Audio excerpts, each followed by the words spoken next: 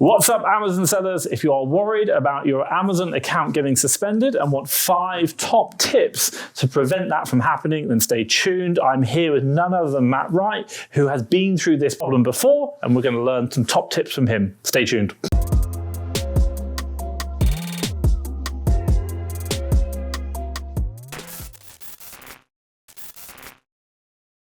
Okay guys, so today I am here with Matthew Wright and I'm actually in his warehouse right now, so there's a lot going on. Now we're here to learn about Amazon account suspension, what you can do to stop it, and also his journey as well. So Matthew, thank you so much for obviously taking the time out of your busy day and obviously inviting me to your warehouse. No problem at all. If anyone doesn't know who you are, can you just introduce yourself and tell us a little bit about who you are? So I'm Matthew Wright. I'm a 7-figure e-commerce seller. We sell on eBay, Amazon and Shopify. We sell mostly technology products, but we do a range of products, toys and clothes as well. So yeah, mostly Amazon based, but we do a lot on Shopify and eBay as well. My God. And so obviously you're doing a lot, and obviously 7 figures as well. So obviously definitely multiple 7 figures. It's more than just said one. Yeah. I know, honestly, super impressive. And I'm looking at this warehouse now, and there's a lot going on, and I know you've got a lot going on in your business. So thank you for the time out. Question for you, if anyone doesn't know who you are, I mean, how long have you been in the e-commerce game? So I've been in the e-commerce game quite a long time. I started in 2011 and I was one of the first people to do FBA because I got the invite to join the program when it first launched. So we started using FBA in 2011, which was right at the beginning when it launched in the UK. I used to sell mostly secondhand goods. I did a lot of video games and stuff, and I just sent them into Amazon and the sales were just absolutely exploded. At the time I was a university student, so I didn't have any warehousing, anything like that. And obviously having Amazon store and fulfill all the goods was amazing. I worked just on myself, with myself. So there was nobody with me. So I could go out sourcing the products, send them to Amazon, and then they would deal with all the customer service and all the fulfillment as well. So it was a fantastic business opportunity that's just grown from there. My God. Wow, that's like 10 years, isn't it? 10 years I've been in it, Long time. Is that when you started in e-commerce, or you were in it before, weren't you? Before, should say that initial Amazon FBA? Yeah, so I did a lot of eBay. I think a lot of people did a lot of eBay back in the beginning. I started on eBay, and then I kind of found Amazon through FBA.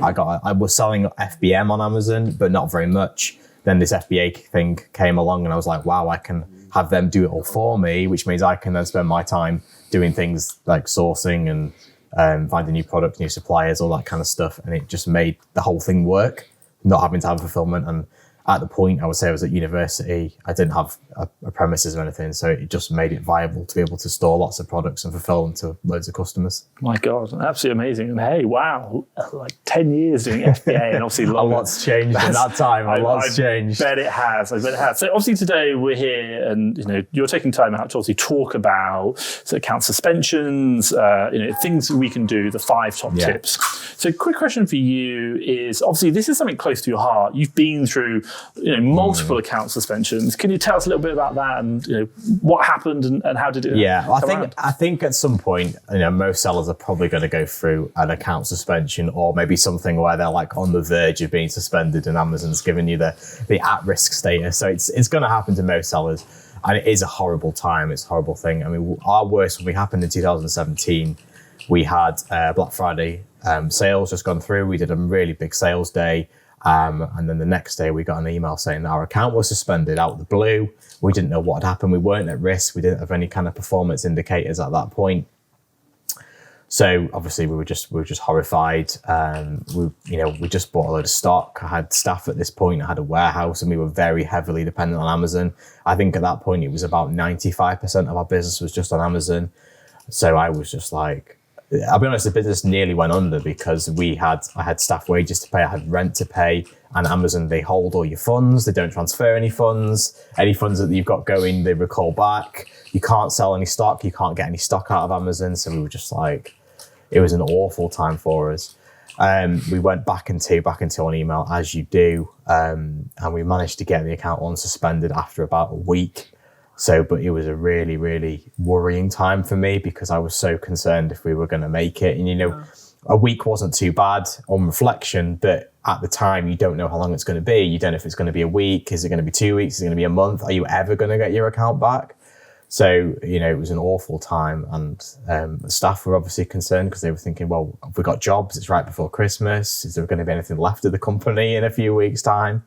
So it was an awful experience. And I kind of made the promise to myself that I would secure my business and diversify it so that we were never in that position again, and that we were never wholly reliant on Amazon. Amazon is the big marketplace, and you can't deny that, but there's no reason that you should be dependent on Amazon, because Amazon are ruthless, and although they're fantastic, they also will cut you off if you're not following their rules. Yeah, it's definitely a double-edged sword. Yeah. On the one hand, it's a great opportunity, but also with great opportunity comes great danger. Yeah. So, yeah. And hey, you were talking. We were talking about this off camera, and you were talking about how I think you just hired a member of staff, got suspended, and she was like, "Does that mean I'm now losing my job?" Yeah, that was the worst thing. People's staff have they rely on you for their wages, and you feel responsibility as an employer, and you feel like you've let them down. And it wasn't anything we'd done. No one had done anything, but you feel personally responsible because they're dependent on you to pay their bills. Yeah. And I think that was one of the worst things was the staff, having people depend on you. And I'm guessing for you, in 2017, you started FBA in 2011. You've been trading now for 6 years, obviously growing a business. You were a university student, wow. And then all of a sudden you've got a warehouse, you've got staff. Yeah. You've grown big, you've invested heavily, and all of a sudden, bang, is this the end? Well, yeah, that was a genuine concern. It was like, am I going to go bankrupt? What happens now? And the worst thing is the Amazon, they give you the suspension email. It's really grey, doesn't really explain. It just says you can appeal. You've got multiple complaints, but they don't really tell you what or why the complaints are there. You have to do a bit of digging to kind of find out what the complaints are. And it's a very unnerving experience. And I don't think Amazon have any consideration to how vital these suspensions are to sellers' businesses. And they probably just think, oh, well, we're just going to shut the seller down. And they don't really have any thought process about, there's a person at the other end of this, and how are they feeling? There's no empathy there. They're just, they've not followed the rules. Good. Hey, absolutely crazy. And it's a horrible, horrible situation. And especially when you've invested so much time, so much effort, and obviously it's other people, their families there, payroll you've got to make there. So obviously if people are watching today, we are here to talk about 5 things that they can do to minimize the likelihood of getting it. We can't obviously stop it. Amazon's this kind of black hole of will I, won't I? Like you said, everyone will probably get suspended at some time. Just unfortunately, it's just the nature of what we do. But so if anyone's watching now, let's talk through the 5 things, and then we can talk about what's happened since and how life has been after that suspension. So if anyone's watching now, what 5 things can you recommend to them to do to minimize the chances of getting suspended? Yeah. So we had a big meeting afterwards, and we kind of thought, right, how can we stop this happening again? Now, of course, like you say, there's no way to guarantee you can stop it, but there's things you can do that will help reduce the risk. One of the reasons we had suspension was because of new complaints. So users new complaints. So we'd sold product that as new, and the customer complained it had arrived used. Now, in all those situations, we don't think the product was used, but what could have happened is the packaging got damaged, or we had quite relaxed standards. If there was a rip in the packaging or the seal was broken, we go, oh yeah, it's fine, it's new. So we changed, and we said, no, it's got to be factory sealed, pristine. And if it isn't, we reject it. Yeah. Because that was one of the easiest things. The customer just says to Amazon, this product is open. And then Amazon pick up on that, and then they go, well, you've got a used like new complaint. You should never have sold the product as new if it's used. Of course it's not, and then you're back into it with Amazon. So the best thing to do if something is not pristine is to not send it. If you can get it or a credit back from your supplier, do that, or sell it on a different marketplace. When you do sourcing as well, I advise people to go shallow and wide. So don't go too heavy into one product, because if you do buy too much of one product and you have complaints, you need to pull the listing, you need to close the listing, get rid of the product and move on to something else. That will stop any further complaints, because normally Amazon won't suspend you for one complaint, but they'll suspend you for lots of complaints. So if you've got a wide range of products, it's not of any consequence to you to just end the listing and move on and find a different marketplace for that product. If you've got 10,000 of that product, you're going to be much more reluctant, and you're more likely to go, well, I'll just keep selling. Then one complaint becomes 2, 3, 4, 5, bam, and you've got suspended. So I would advise people to go nice and shallow and wide when they're sourcing. And it's interesting you talk about that because obviously, when you were giving me the tour of the warehouse, you were showing me a product which, not saying you bought too many of, you bought quite a few, but the price was good when you bought it and then it crashed. Yes. And obviously now it's recovered, but if you'd invested everything in that one product, it'd been, oh my God, I'm going to lose money now. But because you went wide on quite a range of products, you could afford to wait. And now that price is recovered and now you're profitable and you're like, yes. Make a profit. And also from an IP perspective as well. I mean, as if you're buying from suppliers, you're probably okay, proper authorized private label, again, you could be okay. But if you're doing online arbitrage, retail arbitrage, you could get a product where a brand goes, you can't sell this. And if you've invested, 20 grand into this product, you're going to be really stuck. Whereas if you've got one product, and the brand says, pull the listing or we're going to issue an IP claim against you. If you've not got too many, you just go, okay, well, I'll just end it and move on. That's what we do. Brands generally will be quite amicable and they'll contact you and say, look, don't want you selling this product. Now, you could call the bluff and say, carry on selling it. That's a surefire way to get suspended. If a brand complains and says, this is our product, you shouldn't be selling it, just close it and move on. And it's not worth the hassle because you're going to lose more money by getting suspended than you are by just pulling one product line and moving it to a different platform or liquidating it. And you're going to lose the opportunity to sell on Amazon. It's not like once you lose the account, you can just go create another one. No. That doesn't exist. No, it doesn't. And they're really strict, aren't they, in terms of, catching you out. If they've got any details that are the same, they'll just close both accounts and ban you completely. Fantastic. So we've got, if it's not new, go back to your supplier, get it refunded. Yeah. It's got to be perfect, factory sealed, perfect. Slight dent, no. Open box, no. And then the next one you've talked about is go wide, not deep, risk diversification, working with, we talked about IP complaints, we talked about profitability on that. Yeah. What's number 3? Keep an eye on your account health, because obviously in the performance section, you will have a number of metrics, and there might be complaints against you for these things. Keep an eye on your account health. Also keep an eye on returns. So if you go if you're doing FBA, often you don't see the reason, but if you go into your report section on FBA, you can see customer comments of why products were returned. You might spot trends where customers are saying, oh, this product arrived damaged, right, close the listing, pull the product. You don't want to risk anything. So keeping on top of these in advance is a really good way to look after your account and protect your account. So that's great. I think the one thing I really like about that is the fact that you mentioned not just keep on top of your account health, but actually go into your reports, look at the customer returns and look at the reason, understand that. That's about dig into the detail. You might find an underlying trend because Amazon does this when there's too many returns, they'll flag it. But for you might spot it before and go, actually, we need to do something.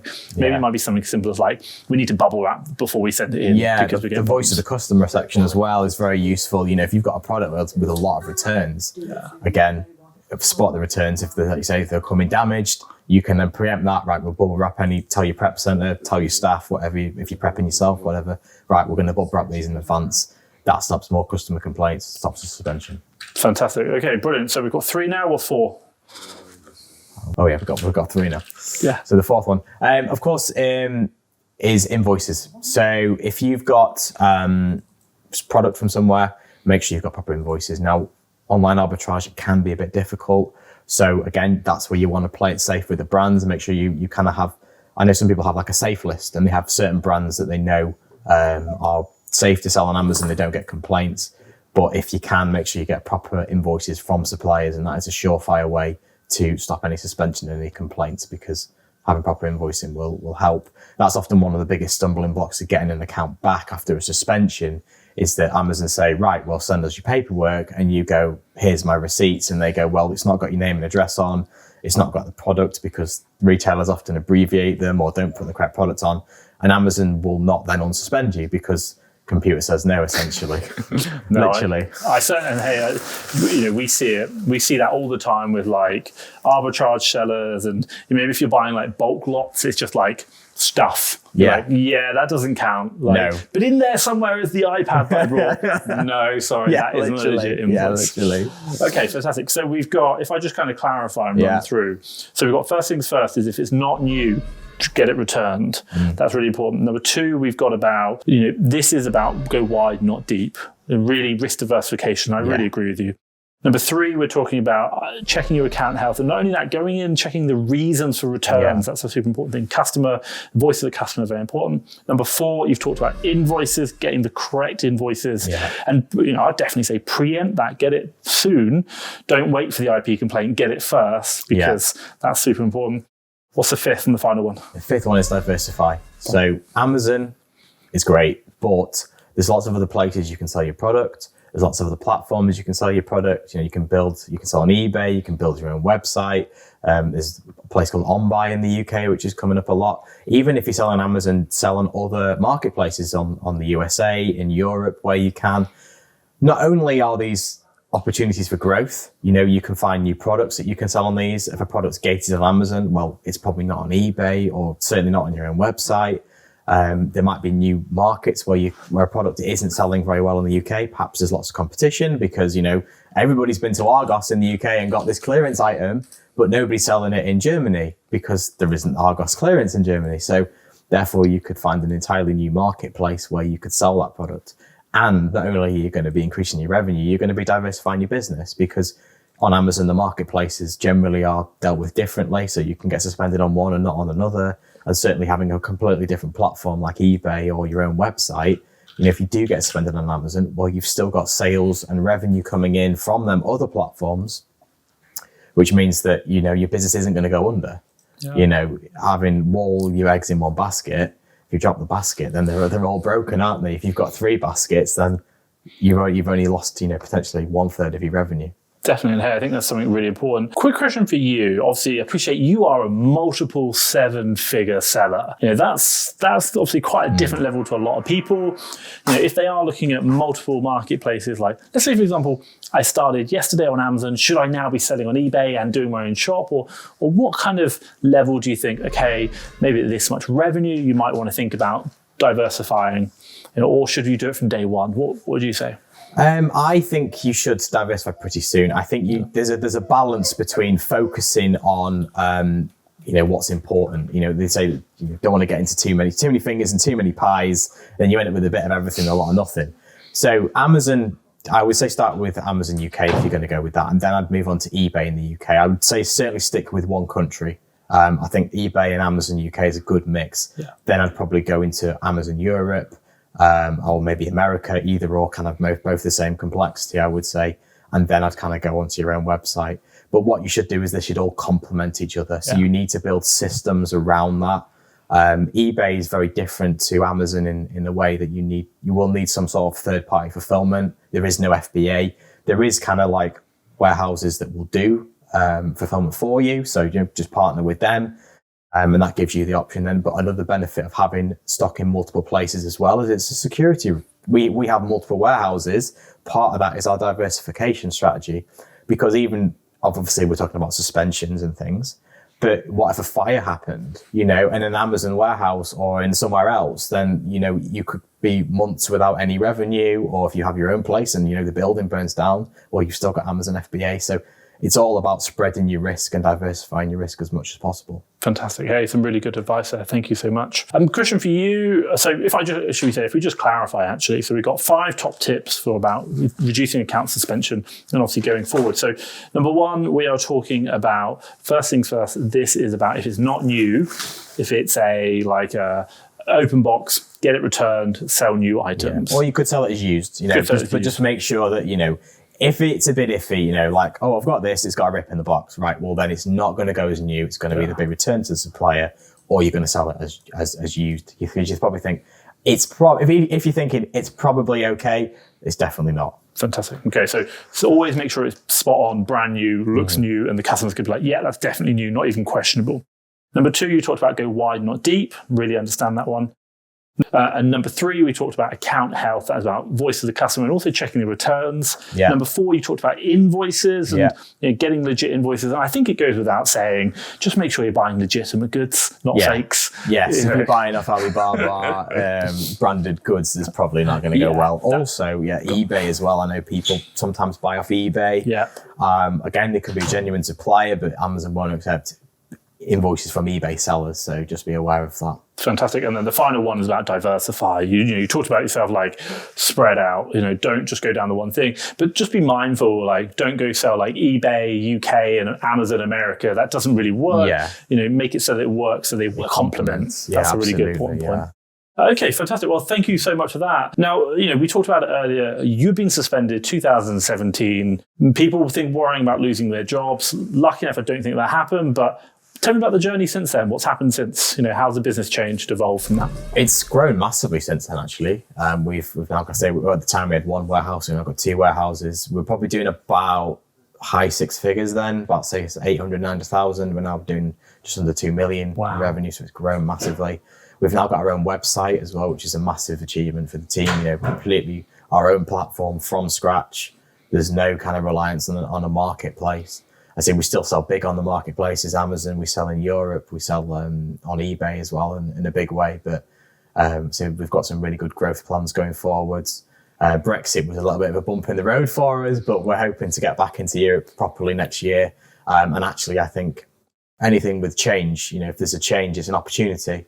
And although it's been a bit of a pain and it's slowed us down for a year in kind of the European side, I think there's now less competition because a lot of sellers are not selling in Europe, which now makes it a bigger opportunity for us going forwards if we can make it work. Definitely. Hey, really interesting. I think the one thing I kind of look there is the harder something is, the less competition there is, and actually the more opportunity there is. Absolutely. Arbitrage, we talk about it, and we had this conversation offline. More and more people doing arbitrage, and what do we see? The margins go down. But when you started a year ago, it was 11 years ago. Sorry, a lot easier than it was now. Yeah. Great profits. Now it's just a lot easier to get in, and as a result, that has more competition. Yeah. So something super interesting. So Matthew, thank you so much for your time. I appreciate you got like a busy multiple 7-figure businesses to run. But if anyone wants to get in contact, what's the easiest way to find you, or maybe like any groups that you hang out in? Yeah, I'm in the Secret Wealth Project group. Cool. I do a bit in there as well. If anybody wants to find me on Facebook as well, fantastic. Hit me up a message. Happy to help wherever I can. What I'll do is I'll drop a link to that group down below. So if you're interested in Secret Wealth Project, have a look down below. The link will be there. Matthew, thank you so much for your time. I'll let you get back to work. It's been a real pleasure. Thank you very much. Thank you for sharing. Thank you.